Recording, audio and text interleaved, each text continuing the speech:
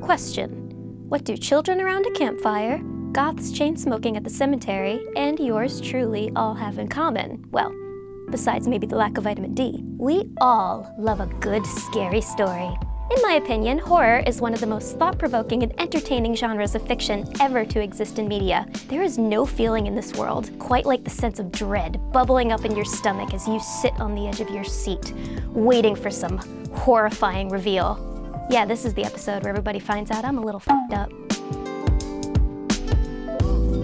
Horror in anime is an interesting case because when you think about it, you can probably count the number of horror anime you know on one hand. Higurashi, another, Shiki, Higurashi. There just aren't that many out there that are super well known. And some of the horror anime that do exist can end up being more anime than anime horror. 2019's anime adaptation of The Promised Neverland is doing a pretty great job of scratching that horror thriller itch with its experimental camera work and gripping characters. What other series can we classify as horror, though? Has it always existed, or is it just truly very uncommon? Not to worry. As your resident horror aficionado, I'm here to shed some light on a long underutilized genre in the great big sea of anime.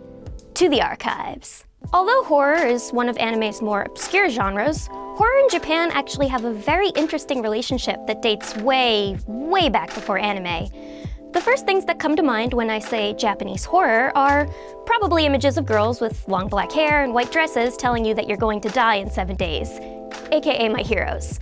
Or maybe animal-like monsters that clearly have ties to the supernatural. These ideas are all deeply rooted in Japanese folklore. Going back as early as the Edo and Meiji periods, folktales would be passed down for generations to reinforce cultural norms and explain the more mysterious things in life during a time before advanced science and technology. These written folktales were called kaidan, and they almost always featured a ghost or some sort of bewitching presence, although these weren't always meant to be scary per se. Common ghosts in kaidan would be oni, or invisible demons that live among people and are responsible for spreading disease and creating natural disaster. There are also the yokai, which is sort of a general way of classifying a supernatural or mythical being. Obake are pretty much shapeshifters, and yurei are spirits of the deceased that have yet to move on to the afterlife. I could talk for hours about all the different kind of yokai, obake, and yurei that exist in folktales, but that would probably require another video, and we're here for anime, god dang it! Besides written literature, ancient traditional kabuki and no theater also had early depictions of supernatural entities. These shows would usually feature horrific tales of revenge, with ghastly spirits making appearances as characters. The actors would often wear masks that would represent these spirits and demons. Japan is known for producing some of the finest horror films in all of cinema. Think about films like Ringu, Ju-on, and Audition. Unlike American horror films, which are almost always about defeating the danger that plagued the central characters, Japanese films are more about simply surviving that danger. It feels a lot more genuinely terrifying knowing that you can't beat these greater forces. And the films end up building greater suspense and exploring really deep psychological questions within their narratives. These ideas are explored in The Promised Neverland. My stomach feels like it's in knots with each new episode, because every time we think that Emma, Norman, and Ray have outsmarted the cold, calculated Isabel, she ends up proving that she is always 5 steps ahead, putting them in even more danger than they were before. Chances of survival seem to stretch thinner and thinner each week. But The Promised Neverland is by no means anime's first foray into horror. So, when did horror finally hit the anime scene? The earliest example of spooky motifs in anime that I could find is 1968's Gegege no Kitaro. It's about a young ghoul boy befriending humans and protecting them from malevolent yokai in his graveyard home. So, more Casper the Friendly Ghost than Paranormal Activity. The show wasn't exactly scary, and its target audience was children. Gegege no Kitaro, however, did end up popularizing yokai in media, so that's pretty neat. It also has a really catchy opening theme.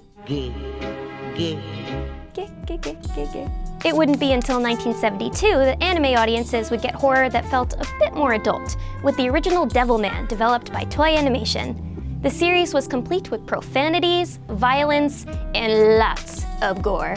Devilman certainly came as a shock for viewers at the time, and it ended up being rated for viewers ages 17 and up. Ironically enough, horror anime would end up going into hiding after that, and we wouldn't see another big ghoulish title until the 80s. But once it did make a comeback, it came back with a bang, with 1985's Vampire Hunter D. Based on the series of light novels of the same name written by Hideyuki Kikuchi, this OVA film was billed by its producers as a dark future science fiction romance. That sounds like a bit of a genre identity crisis, but in all truth, that is exactly what the film was. This sci-fi approach to horror was a bit more European influenced than Japanese. You can find tales of vampires in Gothic literature, like Bram Stoker's Dracula. I guess every country has to go through their vampire phase at some point. Interestingly enough, Vampire Hunter D is very popular in the West, a lot more so than Japan. As the 80s continued, so did the fantasy sci-fi horror trend.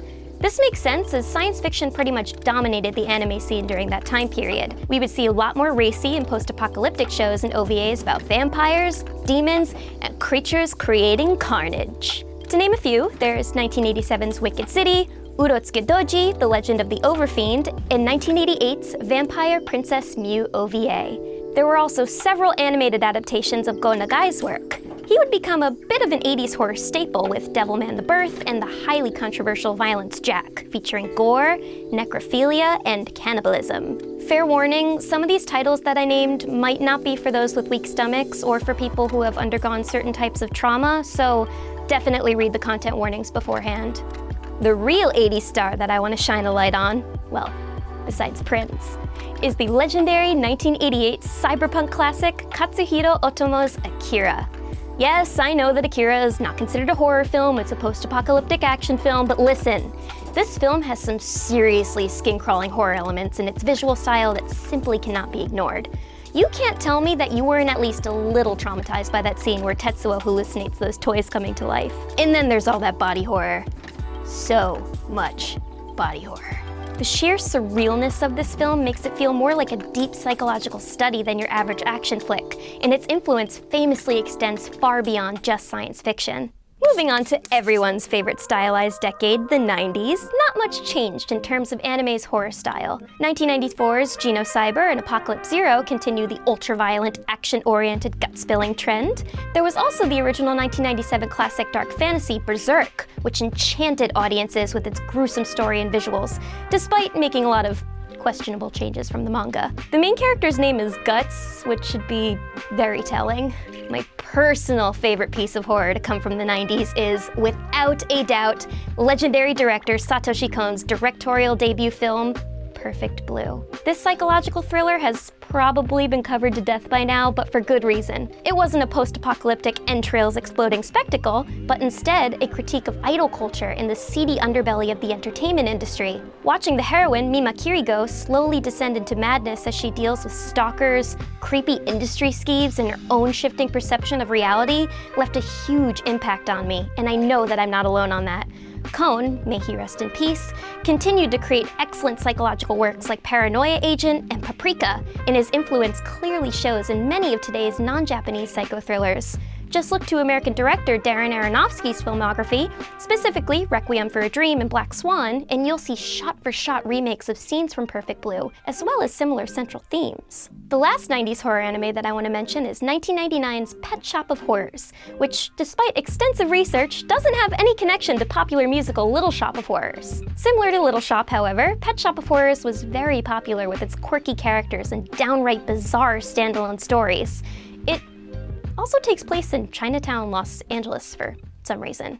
In the early aughts, we'll start to see more recognizable titles and interesting trends. 2001 gave us Hellsing, and later in 2006 there was the OVA Hellsing Ultimate, named after and focusing on the European royal order of Protestant knights led by Abraham van Helsing. Hellsing Ultimate is definitely a lot more faithful to its manga, and it looks prettier. It's also pure insanity, featuring fascist vampires, mercenaries, Count Dracula, and, you guessed it, gore up the wazoo. One trend from the aughts that I've noticed is spooky girls in horror anime. Spooky girls make my heart go doki doki.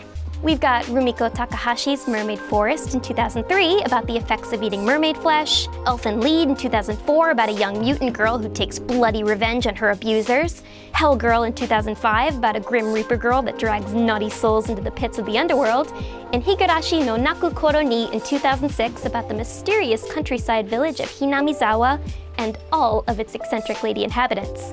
Oh yeah, and One Piece's super spooky Killer Bark arc was coming out in 2008. It featured Ghost Princess Perona leading an army of zombies and ghouls. As you can probably tell, I really like this trend. The 2000s also gave us well-known shows like Death Note, Ghost Hunt, and Tokyo Majin. I would consider these more as supernatural thrillers than horror, but they all have dark narratives and some sort of spirit or demonic creature at their epicenter, which many people do indeed find scary. I think the real horror of Death Note, though, was how horrific that live-action Netflix series was.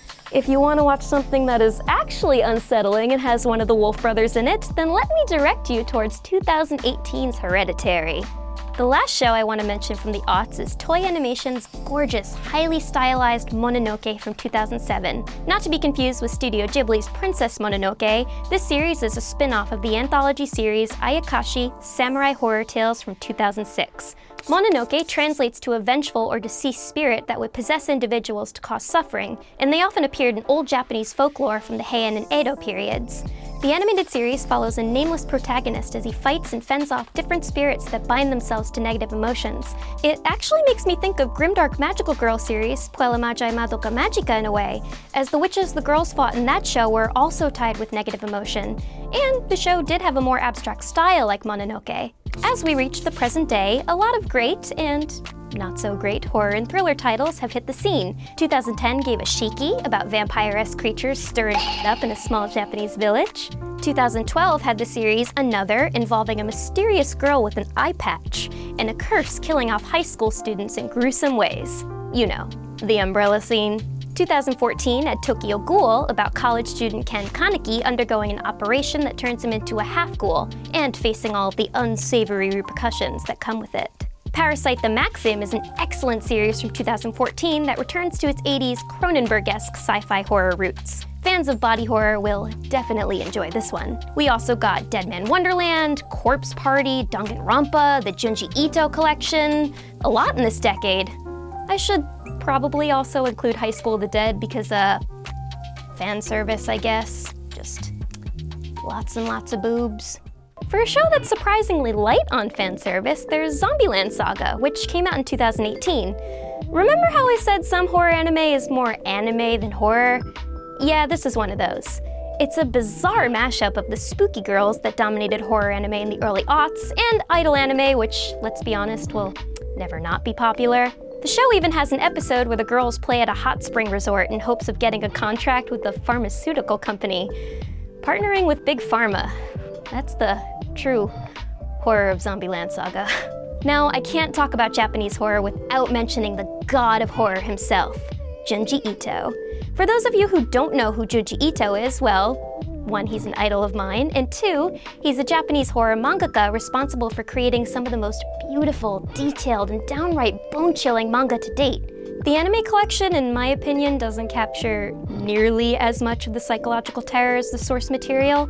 So, if you're interested in getting into Ito's body of work, I would recommend that you start by reading The Enigma of Amigata Fault, then make your way to classics like Uzumaki, Tomi, and Gyo. You can just skip the Junji Ito collection. Recent years have seen a lot of slow-burn psycho-thrillers like Happy Sugar Life, The Promised Neverland, and Boogie Pop and others. This is a pretty interesting trend because slow-burn thrillers have become quite popular in the West as well, with recent films like Get Out, A Quiet Place, and Hereditary. Maybe there's no connection there, but it's refreshing nonetheless, because I feel that psychological horror is some of the most effective horror of all. Horror anime might not dominate the scene yet, but I think the success of shows like The Promised Neverland indicate that we're all developing an appetite for horror. Whether you prefer the slasher gore fests, supernatural spooktaculars, or psychological thrillers and chillers, there's a horror anime out there for all of my fellow ghoulish freaks and geeks. You just need to know where to look. Also, if you're wondering what I think is the scariest anime of all time, then I would have to say it's obviously the English dub of Ghost Stories. Check it out. It speaks for itself. I'm Dorrie, and thank you for watching GetintheRobot, your anime watch list. Boo. Did I scare you?